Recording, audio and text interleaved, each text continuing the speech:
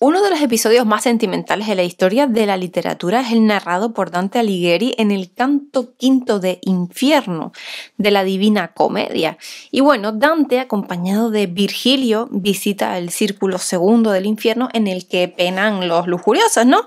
Y allí pues se encuentran, entre otros, con Semirami, la reina de Asiria, Dido, fundadora de Cartago, Cleopatra, reina de Egipto, Helena, esposa de Menelao, origen de la guerra de Troya, Aquiles, Paris, Tristán, etcétera, la verdad.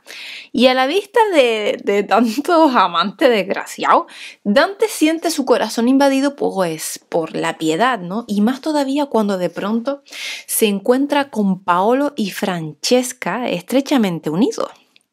Y la historia nos viene narrada, bueno, mejor dicho, explicada y ampliada por Boccaccio en su comentario a la Divina Comedia, escrito en el siglo XIV. Cuando Dante pregunta a Francesca por qué están en el infierno, y Francesca responde: ningún mayor dolor que recordar los tiempos felices en la desgracia. Y bueno, pues efectivamente, recordar los buenos momentos en una época desgraciada pues puede servir de consuelo, ¿no? Cuando se espera que volverán. Pero cuando la desesperanza se nos apodera del alma, nada peor que recordar la felicidad pasada, ¿verdad? O como por ejemplo, como dijo Byron, que la alegría pasada es pasada, pero el dolor pasado es dolor todavía. Y bueno, es necesario aceptar el dolor. Lo que sí tenemos que saber y tener claro es que es necesario aceptar el dolor que a veces penetra en un rincón de nuestro corazón, pues para que sepamos que realmente existe, ¿no? Y eso lo que hace es mejorar nuestra personalidad realmente. Pero como yo hoy no vengo aquí con vídeos de desarrollo personal, aunque parezca que sí, vamos a hablar de Malatesta de Verrucchio. Y él era señor y un tirano de Rímini. Tenía 4 hijos, que era el mayor Giovanni, un muchacho pues inteligente y valiente guerrero. Era nano, feo y jorobado. Y por si fuera poco, tenía una mala hostia del carajo, tal vez debido a su físico porque estaba frustrado. Pero bueno, el segundo, que era Paolo, que era totalmente lo contrario a su hermano, que era hermoso, ¿vale? Sí. Hermoso. También era valiente y tenía un carácter dulce. Y después los 2 hijos siguientes, que eran Malaestino y Pandolfo, tenían más tendencia a vivir y hablar con Paolo que con Giovanni, más conocido por el nombre de Cianciotto. No sabría cómo decirlo realmente.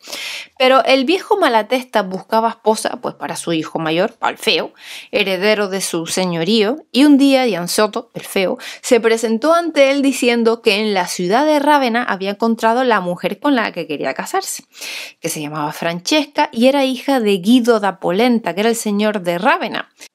Pues temiendo que si la petición la hacía directamente el feo iba a ser rechazada porque Francesca iba a ver al que sería su prometido y como que no, como que no, que sabían que iban a decir que no, entonces se decidió que fuese Paolo quien realizase el viaje hasta Rávena y que pidiese allí la mano de la bella Francesca. Pues nada, pues allá que fue Paolo. Pero Paolo estaba casado con Orabile Beatriz di Giadiulo, de la que había tenido ya 2 hijos. Y bueno, pero no importa, emprendió el viaje y llegado que hubo a Rávena, pidió la mano de Francesca. Y Boccaccio dice, quizá más como novelista que como historiador, que Francesca creyó que su futuro esposo sería Paolo. Eso no es verosímil por cuanto no es probable que Paolo dejase pasar una equivocación de tal clase. O sea, el caso es que Francesca pues, se enamoró de Paolo a primera vista y de ella también. Así que en el viaje de vuelta a Rímini el equívoco es deshecho, pero quedó en el ánimo de los 2 jóvenes un sentimiento amoroso, pero pues, bastante culpable, ¿no? Y cuando Francesca vio a Cianciotto, el feo, pues creyó morir, pero morir en plan, joder, dice, ¿a qué monstruo va a ser mi marido? No puede ser, pero lo fue. Francesca se casó con Gianciotto y a los 9 meses dio a luz a una hija a la que llamaron Concordia. De viene que ni pintado el nombre. Podrá ser feo, pero apuntó bien, hija, porque vamos, te quedaste preñada la primera. Pero bueno, hablando de la hija de Concordia, pues total, que el Concordia le pusieron a la hija y no precisamente la concordia era lo que presidía las relaciones de sus dos padres. El violento carácter de Gianciotto hacía la vida imposible al matrimonio y Francesca pues cada vez estaba más deprimida y atraída a la vez por su cuñado Paolo. Y este, por su parte, intentaba disimular el enamoramiento que tenía, pero es que vamos, que todo esto era en vano. Y para evitar mayores males, el padre, a quien no le había pasado desapercibido el tormento de Paolo, decidió enviarle a guardar la fortaleza Cecenático, a donde fue acompañado de su esposa, pero esta, la verdad que se aburría bastante en aquel fortín, decidió regresar a Rímini en compañía de su esposo. La ausencia, en vez de quitarle el amor, lo que había hecho era crecerlo, ¿no? Crecer ese amor de Paolo por Francesca. Y más todavía cuando veía cómo su hermano la estaba tratando. Temperamentalmente versátil, a veces la colmaba de caricia, otras veces la trataba como una esclava, era horrible, ¿no?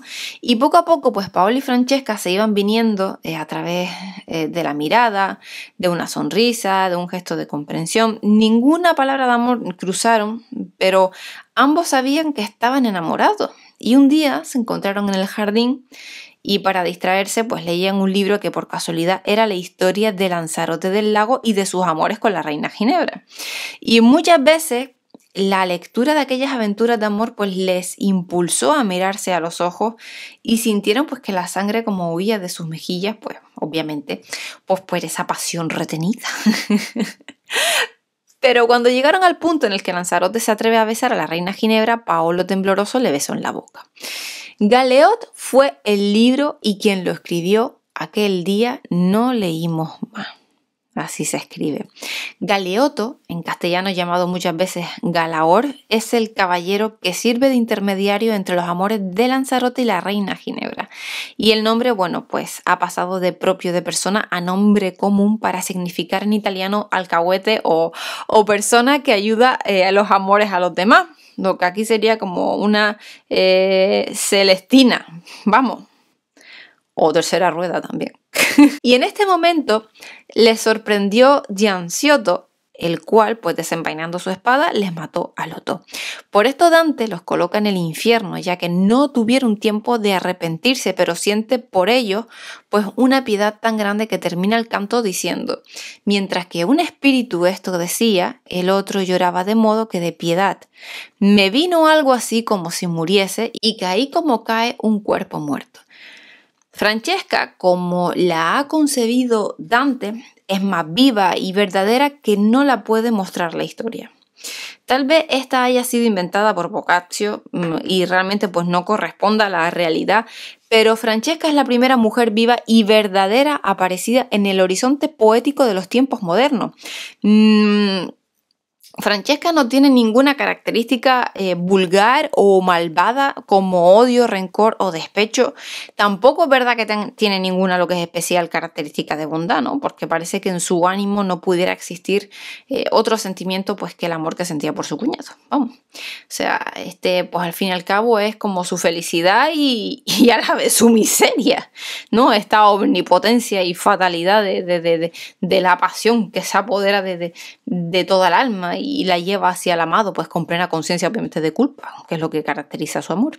Y Dante muestra hacia la pareja simpatía, también admiración y también afecto. O sea, no duda de que son pecadores y por ello los coloca en el infierno y no sabe qué admirar más en este canto de su inmortal poema, si el amor de los protagonistas o la piedad del narrador. Pero una pregunta me ha saltado siempre. Desde que en mi adolescencia yo leí las páginas de la Divina Comedia. Sí, yo soy de las pocas que se ha leído la Divina Comedia y todavía tengo el libro en la biblioteca. Si Paolo y Francesca se amaban profundamente, si estaban juntos por toda la eternidad, ¿cómo podían creer que estaban en el infierno? Aquí venimos con una clase de filosofía, ¿no?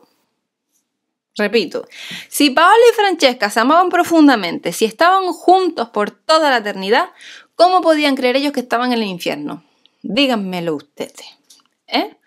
Pues nada, con esto nos despedimos. Bueno, pues hasta aquí la historia de hoy. Nos vemos el próximo día con más. Un saludo y hasta luego.